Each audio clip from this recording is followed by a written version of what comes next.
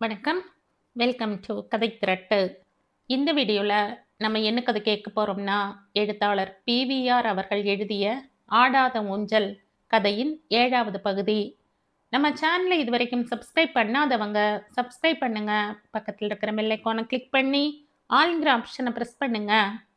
So that நான் போடுற கதைகளை உடனுக்குடனே நீங்கள் கேட்கலாம். வாங்க கதைக்குள்ளே போகலாம். போற இடம் சொர்க்கமா இருக்கும்னு விசாரிச்ச போனேன். ஆனா அது இதை விட பெரிய நரகமா தெரிஞ்சது என்றாள் துளசி ராமநாதனிடம். இப்ப தனியா இங்க இருக்கிறது சொர்க்கம் மாதிரி இருக்கா? அது எப்படி இருந்தா இப்ப என்ன? நான் என் இஷ்டம் போல இருந்துக்கிறேன். அம்மாவும் உபதேசம் பண்ணி எழுதியிருக்கா. உழைச்சு போடுற கழுதையா நீங்கள் எல்லாம் ஆக்கினேள். இப்ப கழுதை குதிரை ஆகலைனாலும் கஷ்டப்படாம இருக்கு. நான் இன்னைக்கு ராத்திரி கீர்த்தியின் அப்பா கிட்ட பேச போறேன் என்றான் ராமநாதன். பேசு, என்கிட்ட சொல்வானேன். நீ அப்ப என்னதான் தீர்மானிச்சிருக்காய்? நேக்கு இந்த பாலக்காடே போரும். 2 மாசம் கழிஞ்சு போகட்டுமே என்றாள் ராதை. வேண்டாம், அப்பாவோட ஆட்ட தவசம் வர்றது, அதுவரையில் வேணும்னா இருக்கட்டும். என்ன சொல்றாய் துளசி? என் புரோகிராமை நானே போட்டுக்கிறேன் அண்ணா. ராமநாதனுக்கு கோபம் வர வேண்டும், மாறாக அழுகை வந்தது. எந்த சமயத்திலும் துளசி உரத்து கூட பேச மாட்டாள். அம்மா என்ன திட்டினாலும் சிரித்து கொண்டே போவாள். அப்படிப்பட்டவள் ஏன் இப்படி மாறிவிட்டாள்? நம்ம அப்பா உசுரோடு இருந்திருந்தா நீ இப்படி இருப்பியா என்றான் அவன். நம்ம அப்பா உசுரோட இருந்திருந்தா அவருக்கு என்னோட மனசு நன்னா மனசுலா இருக்கும். நான் செய்தது தப்பு இல்லைன்னு ஜட்ஜ்மெண்ட் கொடுத்திருப்பார். நீங்கள் யாரும் என்னைக்கு என்ன இந்த ஆத்து பொண்ணா மதிச்சிருக்கேள். இப்ப உங்களுக்கு ஏதோ என்னால குடும்பமானம் போனதா நினைச்சுண்டு பேச வரேள். ராமநாதன் மௌனமாக ராதையை பார்க்க அவள் நகர ராமநாதன் அவளை பின்தொடர்ந்து வெளியேறினான். அவன் போன சற்றைக்கெல்லாம் கேஜி ஒரு ஆட்டோவில் வந்திறங்கினார். என்றுமில்லாத அவசரம் அவருடைய நடையில் தெரிந்தது. என்ன நிகழ்ந்திருக்கிறது? எப்போதும் நடந்து வருகிறவர் ஏன் என்று ஆட்டோவில் வருகிறார்? துளசி காத்திருந்தாள்.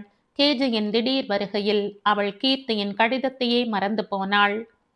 படி ஏறி வந்த கேஜியை ஹாலில் வரவேற்ற துளசி, என்ன மாமா, எந்தைக்கும் இல்லாத அதிசயமா ஆட்டோவில் வந்தேள் என்று கேட்டாள். எனக்கு நிற்க நேரம் இல்லை துளசி. நான் இப்பவே பாலக்காடு ஜங்ஷனுக்கு போகணும். ஆட்டோவை வெயிட் பண்ண சொல்லி இருக்கேன். நீ சீக்கிரம் புறப்பட்டு வீட்டுக்கு வா. மஞ்சு காத்து கொண்டிருக்கிறாள். என்ன நடந்திருக்கு மாமா? நீ முதல்ல புறப்படு. மணி 6 அடிக்க போறது. ராத்திரிக்கு நீ நம்ம வீட்டிலேயே சாப்பிடலாம்.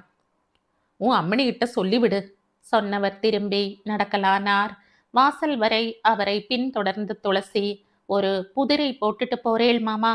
என்னை எந்துக்கு உங்க ஆத்துக்கு வர சொல்றேள்? மஞ்சு சொல்லுவா என்ற கேஜை ஆட்டோவில் ஏறிக்கொண்டார். ஆட்டோ மறைவதற்குள் அம்மணி வந்தாள்.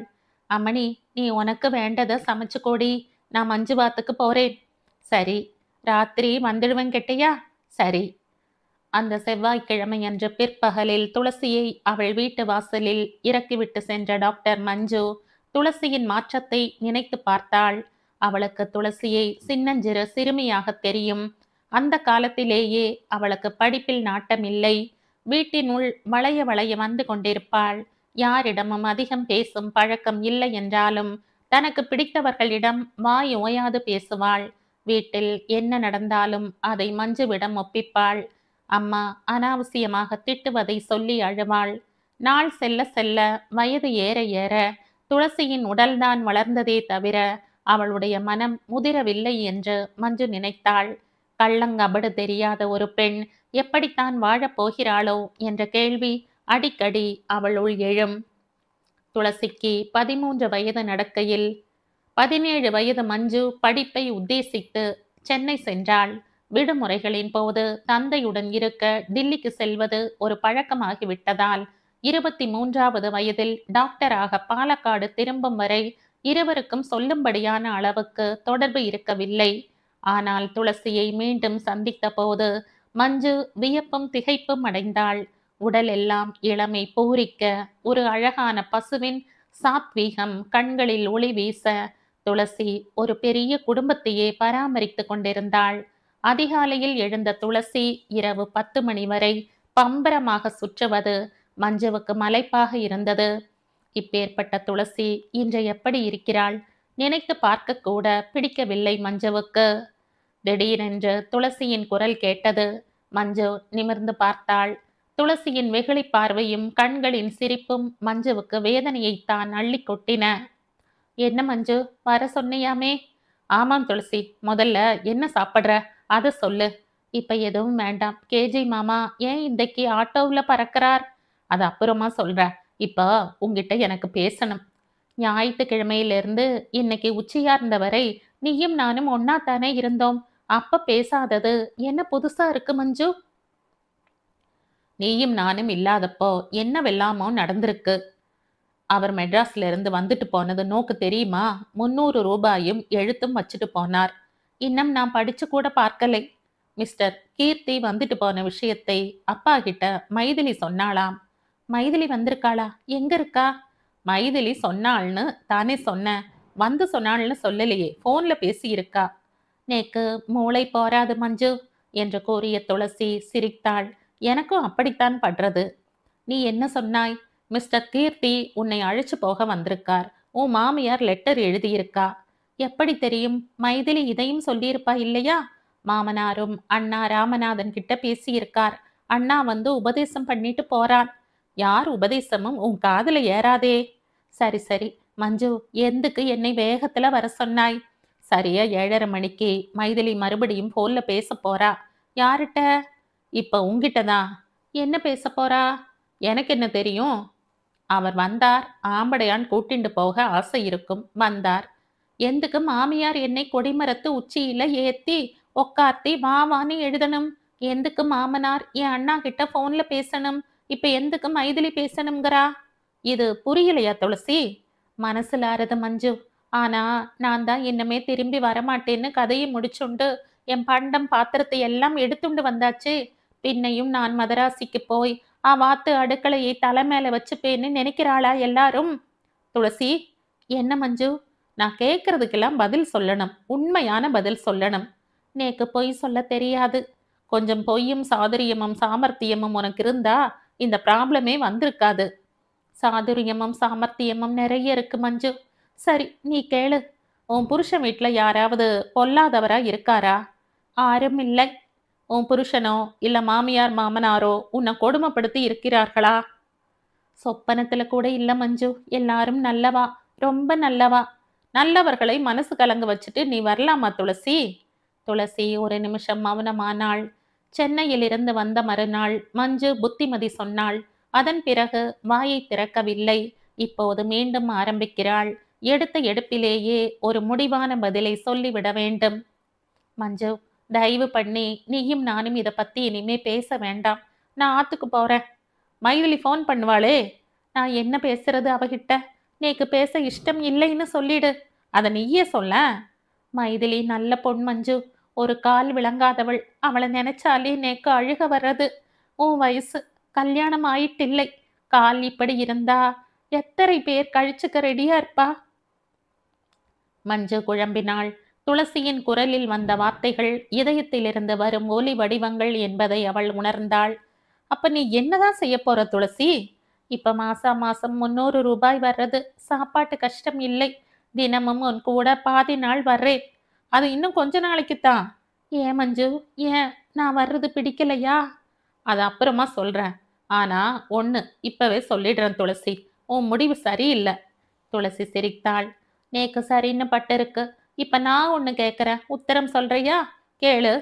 நீ என்னோட நிலைமையில இருந்திருந்தா என்ன செய்திருப்பாய்? நீ நீயாகத்தான் இருக்க முடியும். நான் நானாகத்தான் இருக்க முடியும். ஏன் சோத்தியத்துக்கு இது உத்தரம் அல்ல. சரி துளசி, சொல்றேன். மஞ்சு துளசியை பார்க்காமல் ஜன்னல் படியில் இருந்த ஒரு சிலையை பார்த்தவளாய் பேசினாள்.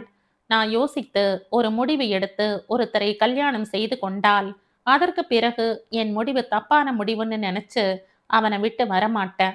தாம்பத்தியம்னு வந்து விட்டால் அதில் எத்தனை ஏற்றத்தாழ்வுகள் இருந்தாலும் 2 பேரும் விட்டு கொடுத்து வாழ பழகணும்.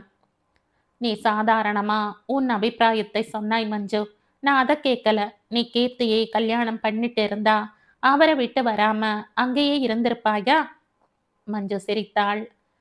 உன் கேள்வி அபத்தமா பட்டாலும் பதில் சொல்றேன் துளசி. நான் கீர்த்தியை விரும்பி அவர் கற்ற தாலிக்கு கழுத்தை காட்டி இருந்தேன்னா சாகர வரைக்கும் அவரோட தான் இருந்திருப்பேன். என்ன பிரச்சனை? எப்ப முளைச்சாலும் அதை பரஸ்பரம் பேசி தீர்த்து கொண்டிருப்பேன். உன்ன மாதிரி பயந்து ஓடி வந்திருக்க மாட்டேன். நான் ஒன்னும் பயந்துண்டு வரலை. சரி, வெறுப்புல வந்த, அலுப்புல வந்த. மனசுல தான் வெறுப்பும் அலுப்பும் முளைக்கிறது. அதே மனசு அதுகளுக்கு இடம் கொடுக்காமல் இருக்க முடியுமா? எல்லாரும் ஒரே கட்சி, நான் மட்டும் தனி கட்சி இல்லையா? நீயே யோசிச்சு பாரு துளசி. துளசி யோசித்து பார்க்கவில்லை. என்ன யோசிக்க? இப்போதுள்ள வாழ்க்கையில் மகிழ்ச்சி இருக்கிறதோ இல்லையோ, நிம்மதி இருக்கிறது, ஒருவித திருப்தி இருக்கிறது. அவள் கீர்த்தியை கல்யாணம் செய்து கொண்டதில் தவறு இல்லை. ஆனால் அதற்கு முன் புகுந்த வீட்டு பாரம் என்ன என்பதை அறிந்து கொள்ளாததுதான் தவறு. நிவர்த்தி செய்ய முடியாத தவறுதான். அதிலிருந்து விடுபெற அவள் தன்னுடைய வழியை கடைபிடித்தாள். ஆனால் அந்த வழியை யாரும் ஆமோதிக்கவில்லை. இதற்கு அவள் என்ன செய்வாள்? திடீரென்று டெலிபோன் அலறியது. துளசி, மைதிலிதான். நீயே பேசு மஞ்சு. மணி அடித்து கொண்டிருந்தது. டெலிபோனை எடுத்த மஞ்சு, எஸ் டாக்டர் மஞ்சு ஸ்பீக்கிங் என்றாள். பிறகு, அப்படியா, இன்னும் 15 நிமிஷத்துல அங்க இருக்க என்றாள். யார் மஞ்சு? துளசி, நீ அப்பா வர வரைக்கும் இங்கேயே இரு. சேகரிபுரத்துல ஒரு எமர்ஜென்சி கேஸ். மஞ்சு போன பிறகு துளசி கடிகாரத்தையே பார்த்தவளாய் உட்கார்ந்திருந்தாள். 7:05, 7:10, 7:15, 8, 8:30. மைதிலியின் டெலிபோன் வரவில்லை. ஒரு ஆட்டோ வந்தது. கேஜி இறங்கினார். அவரை தொடர்ந்து 40 வயது மதிக்கத் தகுந்த ஒருவர் இறங்கினார். ஆட்டோ போய்விட்டது. பியூட்டிஃபுல் ஹவுஸ் என்றார் உடன் வந்தவர். But old house major. Old is gold. யார் ஓல்ட், ஐ எம் ஓல்ட் என்ற அவர் ஹாலின் எல்லையில் சுவர் ஓரமாய் நின்று கொண்டிருக்கும் துளசியை கவனிக்கவில்லை. துளசி, மஞ்சு எங்க? சேகரிபுரம் போயிருக்கா. அர்ஜுன் கேசாம், போன் வந்தது. அப்படியா மேஜர், ப்ளீஸ் டவுன். இவள் பேரு துளசி, மஞ்சுவுக்கு பெரிய ஃப்ரெண்டு. இவ அப்பா இந்த ஊர்ல அட்வொகேட்டா இருந்தார். துளசி, இவர் ஆறு தெரியுமா? மேஜர் திலக். இவரை மீட் பண்ணத்தான் நான் ஜங்ஷனுக்கு போனேன். ட்ரெயின் 3 மணி நேரம் லேட்டுன்னா அதுவரையில் சும்மா இருப்பானேன்னு மலம்புழை காலனியில் கொஞ்ச நேரம் கச்சேரி கேட்க போனேன். மேஜர், என்ன சாப்பிடுகிறீர்கள்? நத்திங். இப்ப 9 அடிக்க போறது.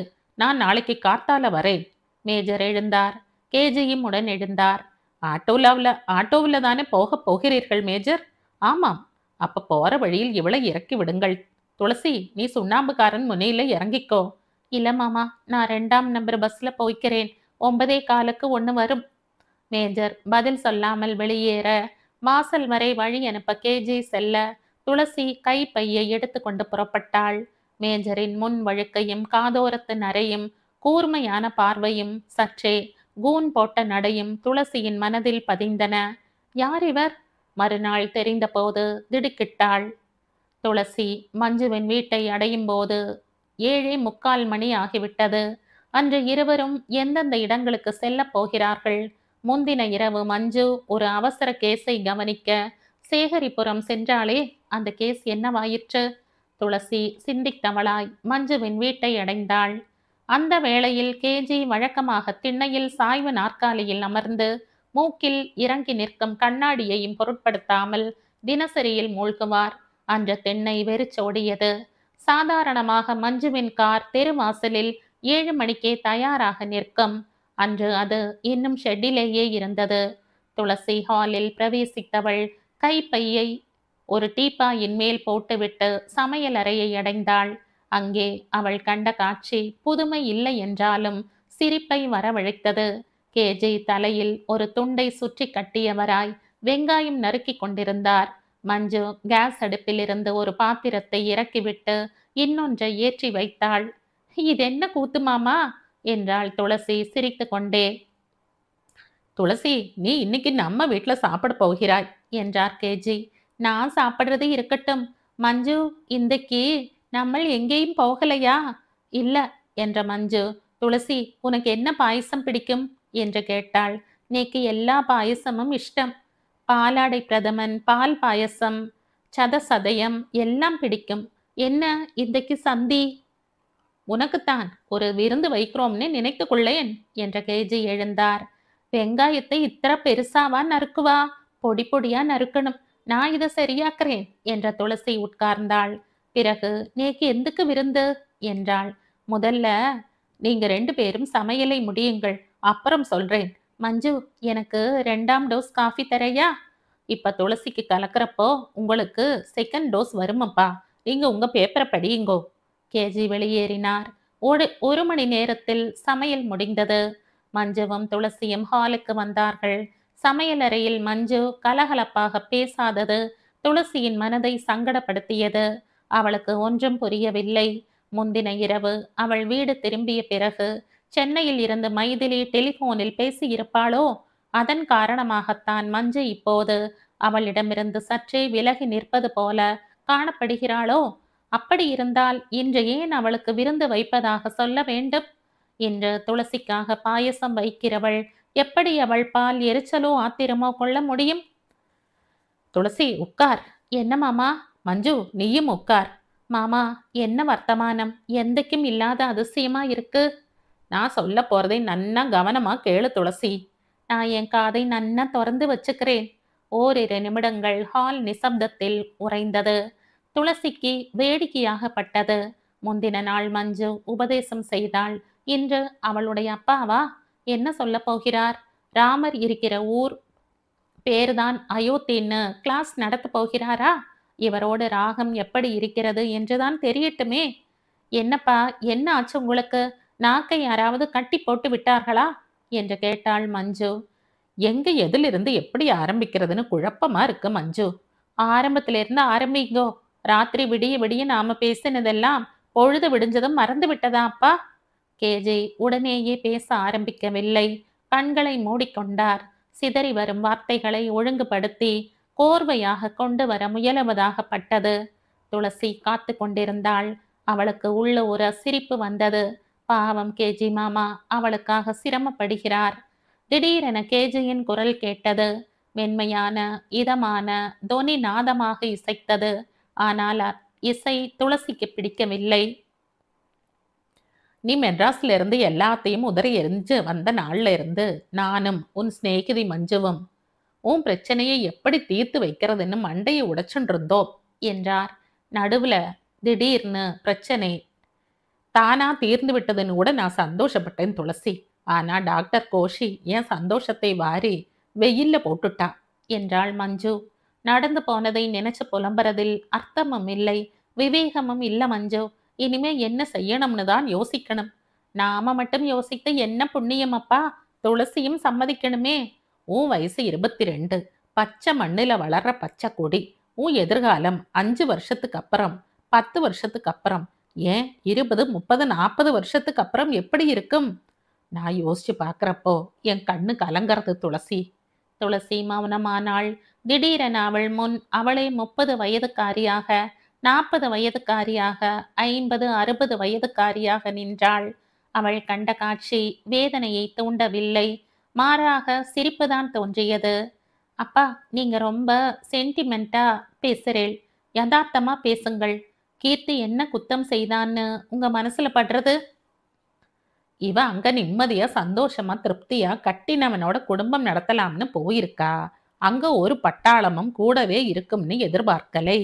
சின்ன வயசுல இருந்து பெத்தவாளுக்கும் கூட பிறந்தவாளுக்கும் உழைச்ச உழைப்பில இருந்து விடுதலை கிடைக்கணும்னு வெறியில யாரா இருந்தாலும் பரவாயில்லைன்னு ஒருத்தனை கல்யாணம் செய்து கொண்டாள் இல்லையா?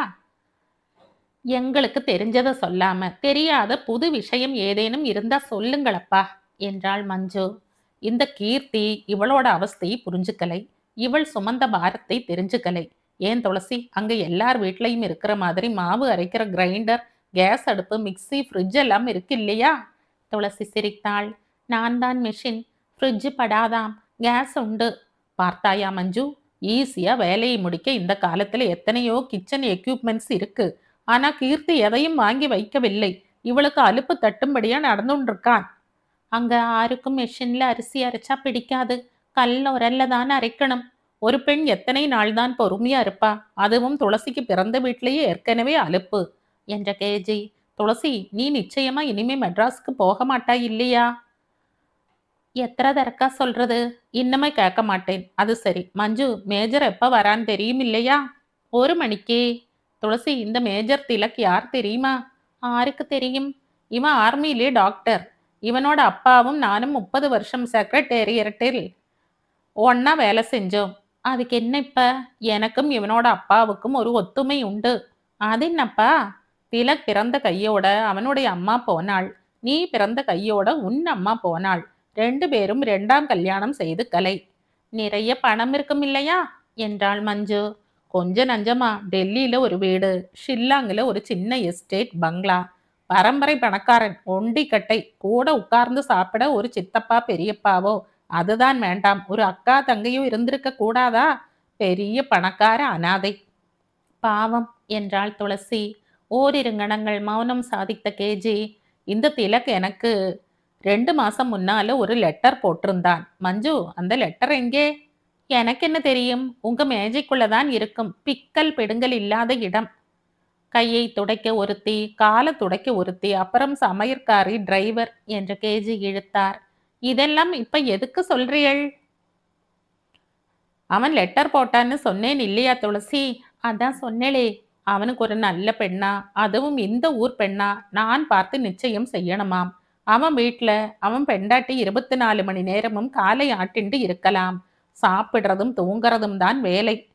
நீங்க என்ன சொன்னேள் என்று கேட்டாள் மஞ்சு. நான் பதில் போட்டேன். இப்ப அவனே நேர்ல வந்து விட்டான். ஆனா அவர் அவசரப்படுறதில் அர்த்தம் இல்லையப்பா. ஒருத்திக்கு தன் புருஷன்கிட்ட இருந்து விடுதலை கிடைக்க 1 வருஷமாவது ஆகும். நீங்க என்ன என்றாள் துளசி. கேஜி இடைமறித்தார். துளசி, நீ வாழணும். ஏற்கனவே நீ அமைச்சுண்ட வாழ்க்கை உனக்கு நரக வேதனையா இருந்தது.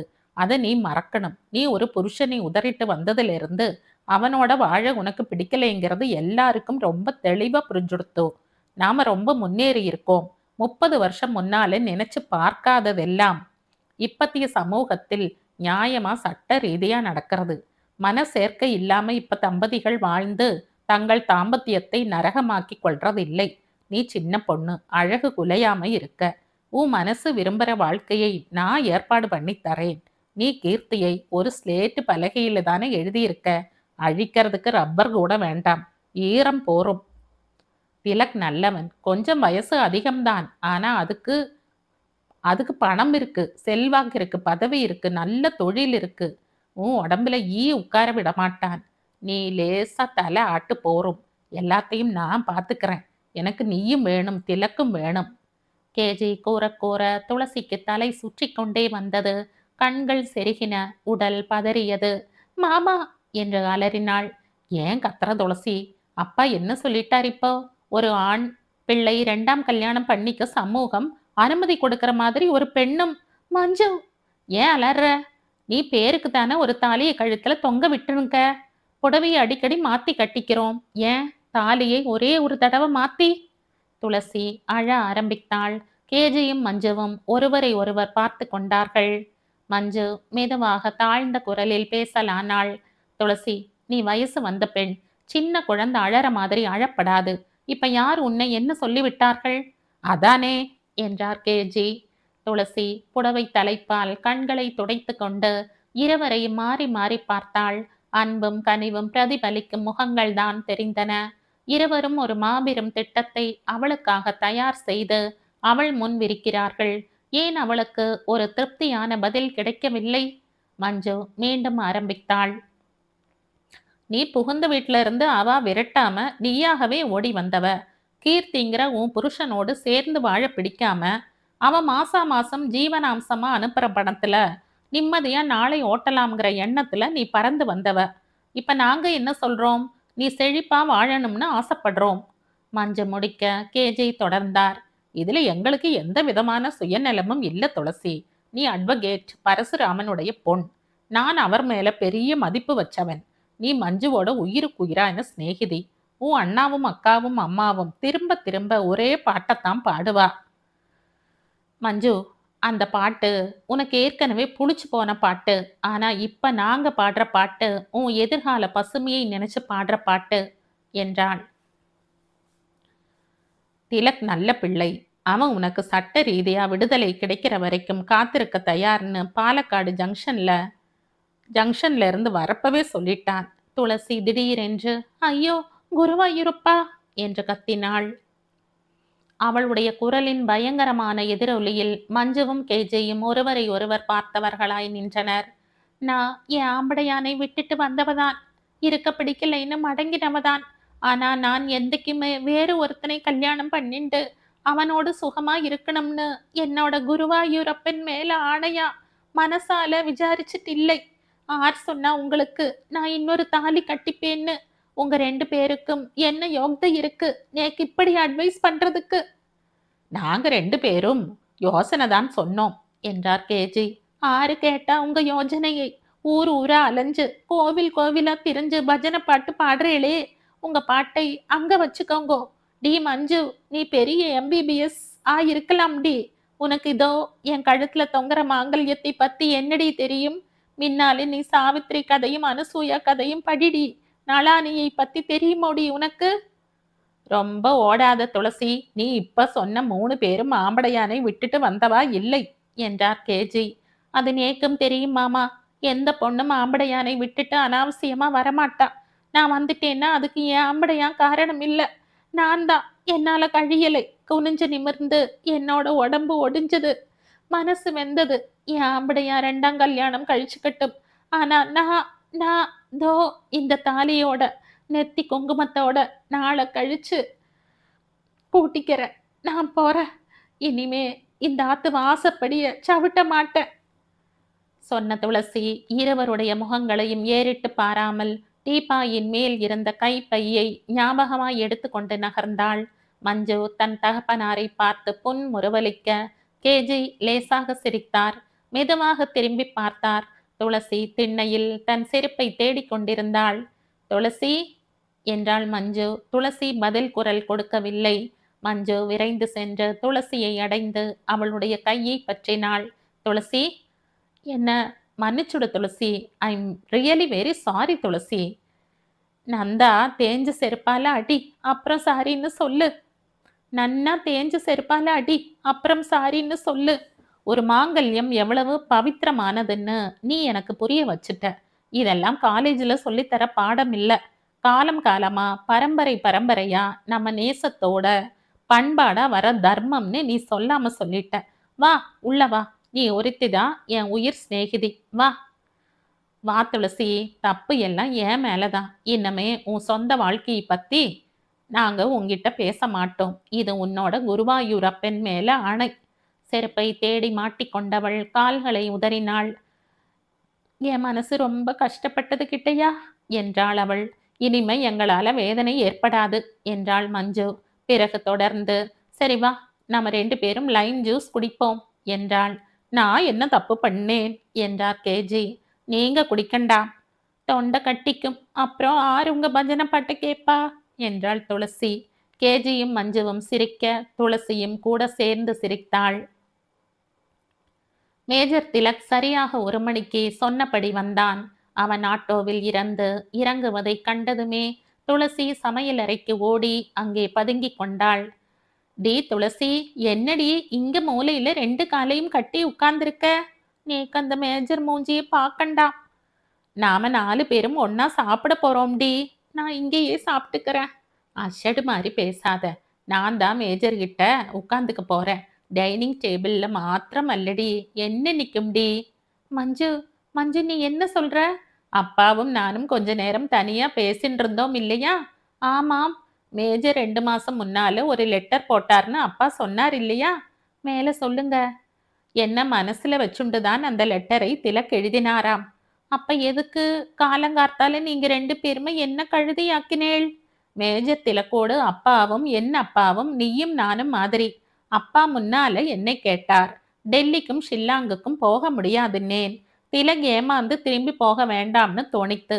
அதனால மஞ்சு பேசவே கஷ்டப்பட்டாள். வார்த்தைகளின் அபஸ்வரம் அவளுடைய பொய்யில் எதிரொலித்தது. அவளும் கேஜியுமாக சேர்ந்து நடத்தியது ஒரு நாடகம். துளசியின் உண்மை மனநிலை என்ன என்று அறிய இருவரும் திட்டமிட்டு செய்த ஒரு இதமான சூழ்ச்சி என்று ஒப்புக்கொள்ள அவள் முன்வரவில்லை. பொய்யை சொல்லி சமாளித்து கொள்ள முயன்றாள். சரி, நீயும் உன் அப்பாவும் என்ன பேசின்றேள்? நான் மேஜரோட டில்லி போக வேண்டாம், டில்லி பாலக்காட்டுக்கு வர ஏற்பாடு செய்யறேன்னு. அப்பா சொன்னார். அப்படியானால் எனக்கு ஆட்சேபனை இல்லைன்னு சொன்னேன். மஞ்சு, மஞ்சு நோக்கு கல்யாணமா? ஏன்? நானும் ஒரு பெண் தானே? அதுக்கில்ல மஞ்சு. திலக்கும் ஒரு டாக்டர், நானும் ஒரு டாக்டர். அவருக்கு என்ன பிடிச்சிருக்கு? நாளாவட்டத்துல எனக்கும் பிடிக்க ஆரம்பிக்கும்.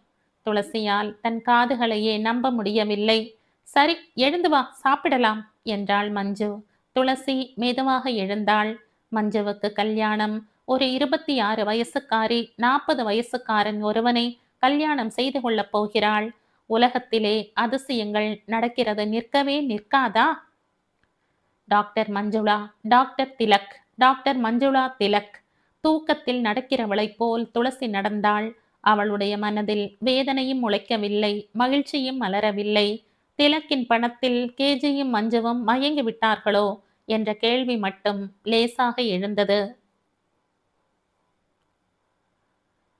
இந்த கதையின் தொடர்ச்சியை அடுத்த பதிவில் கேட்கலாம். நன்றி.